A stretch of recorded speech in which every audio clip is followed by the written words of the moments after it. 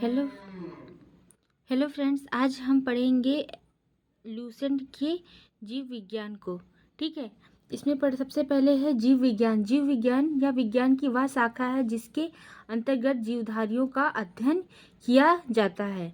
ठीक है, biology, bio का अर्थ है जीवन और लॉगस का अर्थ है स्टडी, अर्थात जीवन का अध्ययन करना ही बायोलॉजी कहलाता है। मतलब जो जीवित प्राणी होते हैं या पेड़ पौधे होते हैं उनका अध्ययन करना क्या कहलाता है? उनका अध्ययन करना बायोलॉजी कहलाता है। हम आगे पढ़ेंगे कि इसमें एक शाखा होती है जूलॉजी, जिसमें हम जीवों का अध्ययन करते हैं, और एक शाखा क्या होती है? एक शाखा होती है बॉटनी, जिसमें हम क्या करते हैं? पेड़ पौधों का अध्ययन करते हैं। जीव विज्ञान का प्रयोग शब्द का प्रयोग सर्वप्रथम किसने किया था? लैमार्क ने किया था, जो कि फ्रांस के वैज्ञानिक थे। तथा ट्रेविरेनस जर्मनी के जो थे नमक वैज्ञानिक ने 1801 में जीव विज्ञान शब्द का प्रयोग किया था। ठीक है, अब जीव विज्ञान की कुछ शाखाएं हैं, ठीक, जिसमें हम क्या करते हैं? उसमें अलग अलग चीज़ों का अध्ययन करते हैं। जैसे कि एपीकल्चर, एपीकल्चर में किसका अध्ययन किया जाता है? एपीकल्चर में किया जाता है मधुमक्खी पालन का अध्ययन। ठीक है, सेरीकल्चर, सेरीकल्चर में रेशम कीट पालन का अध्ययन किया जाता है सेरीकल्चर में। पिसीकल्चर, पिसीकल्चर में क्या करते हैं? हम मत्स्य पालन का अध्ययन करते हैं।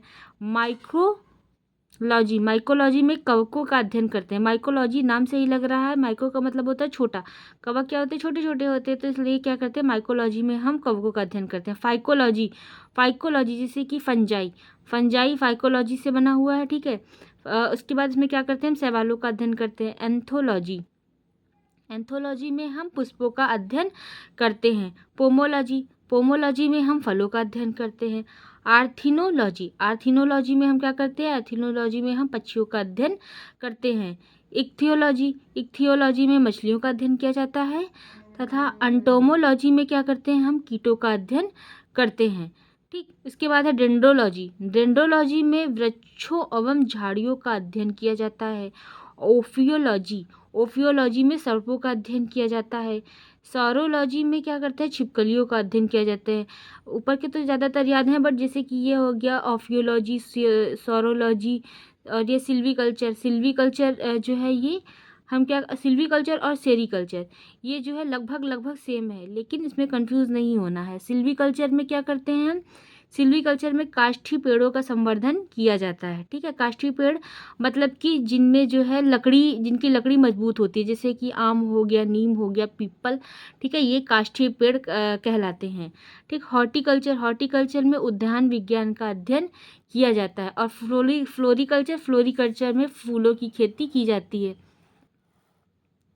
इसके बाद आता है जो है जीव विज्ञान का एक क्रमबद्ध ज्ञान के रूप में विकास प्रसिद्ध ग्रीक दार्शनिक अरस्तु ने 384 से 322 बीसी के काल में किया था। ठीक है, जीव विज्ञान का एक क्रमबद्ध ज्ञान के रूप में विकास सर्वप्रथम किसने किया था? अरस्तु ने किया था, जिन्हें हम अरिस्टोटल भी बोलते हैं। ठीक है, उन्होंने सर्वप्रथम पौधों एवं जंतुओं के जीवन के विभिन्न पक्षों के विषय में अपने विचार प्रकट किए थे। इन्होंने क्या किया था? पौधे और जो जंतु होते हैं उनके जीवन के अलग अलग पक्षों के विषय में अपने विचार प्रकट किए थे कि वो कैसे जनन करते हैं, कैसे उनमें कितने प्रकार का जनन होता है।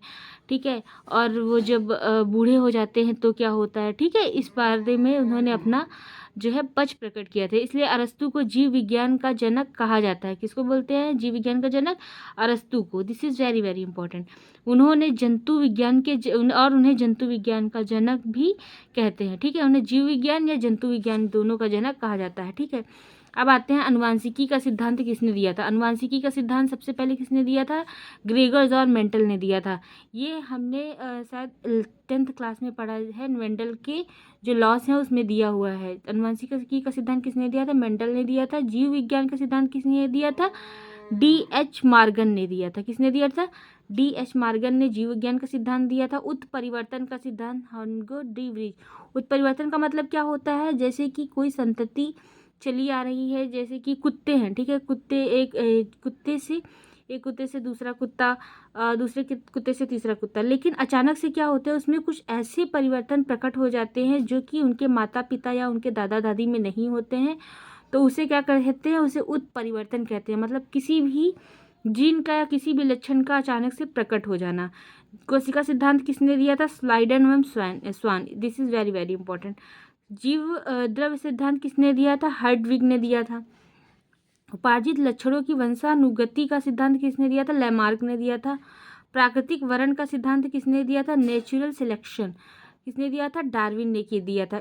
इन्होंने कहा था कि प्रकृति जो है अपना वर्ण स्वयं करती है कि उसे किस संतति को या किस जीवधारी को आगे बढ़ाना है और किसको जो है उसे छोड़ देना है। जैसे कि उन्होंने जिराफ का उदाहरण लिया।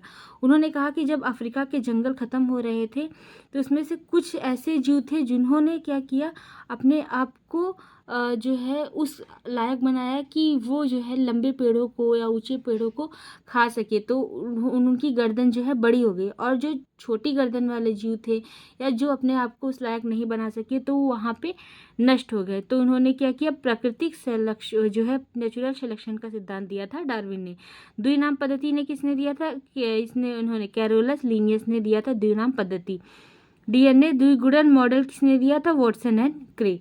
अगर आपको हमारा चैनल पसंद आए तो please like share and subscribe करें और हमें बताएं कि हम नेक्स्ट जो है चैप्टर कौन सा शुरू करें या नेक्स्ट सब्जेक्ट कौन सा शुरू करें।